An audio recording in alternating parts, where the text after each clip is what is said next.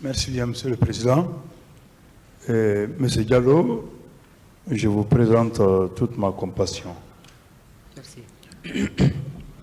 Monsieur Diallo, on vous a posé des questions de l'autre côté sur la responsabilité du président Dadis. Moi, je vais vous poser une question.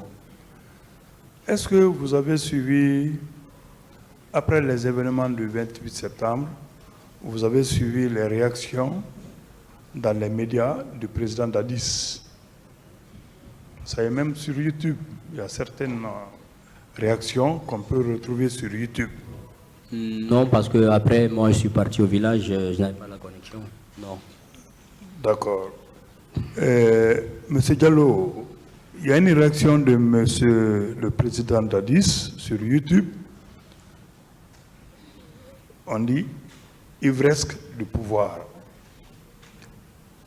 Dans les médias, avec les médias étrangers, il cherche à justifier le massacre du 28 septembre par l'entêtement des politiciens qu'il qualifie de véreux, des politiciens véreux qui ne veulent pas respecter la République. Est-ce que cela ne justifie pas que le président Dadis était au courant de ce qui s'est passé au stade? De tels propos le culpabilisent en ce moment. Ce que moi je vous dis, là où je suis, j'ai même la preuve. Okay. Lorsque le président Dadis déclare dans les médias étrangers que ce qui s'est passé au stade, ce sont les leaders politiques qui l'ont cherché, qui sont à l'origine. Est-ce que cela ne justifie pas sa responsabilité? Si, si. Lorsqu'il dit clairement que ce qui s'est passé au stade, c'est un affrontement qui a eu lieu entre les manifestants et les soutiens du CNDD. Il l'a dit clairement, hein? Moi j'ai les éléments ici. Est-ce que cela ne justifie pas qu'il est responsable de ce qui est arrivé au stade? Si, c'est loin d'être ce qu'il a dit là. Ça, c'est l'armée contre la population. Ça garde d'ailleurs. Et vous avez dit ici que vous avez été transporté au camp Alpha Diallo, et précisément au QG. Oui. Parce que vous connaissez bien le QG, vous avez décrit ici. Oui. Le QG du président Moussa Dadis, un camion militaire rempli de jeunes gens. Est-ce que cela peut se passer inaperçu? Ça ne peut pas se passer. Ça ne peut pas passer inaperçu. C'est impossible.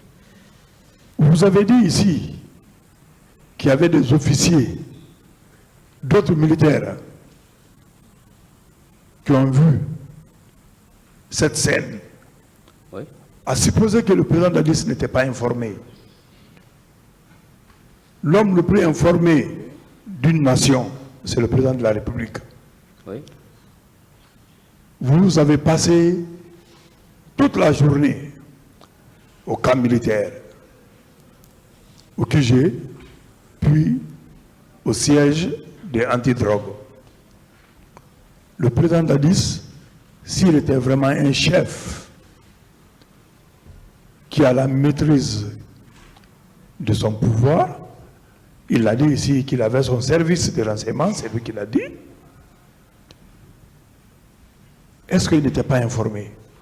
Non, les gens qui ont fait ce sale boulot, ils ont bénéficié de son quitus, c'est évident. Le président de la République, il n'est pas n'importe qui. Merci. C'est l'homme le plus informé du pays. Et l'avant-veille des événements du 28 septembre, le président Dadis était à l'Abbé. Il a modifié le calendrier de son séjour à l'Abbé et il a annulé son programme de Mamou pour rentrer précipitamment sur Conakry. Est-ce que cela ne justifie pas que son service de renseignement lui a donné toutes les informations de ce qui s'est passé? Si, c'est possible. Je vous remercie, Monsieur le Président, et je redis, Monsieur Diallo, toute ma compassion.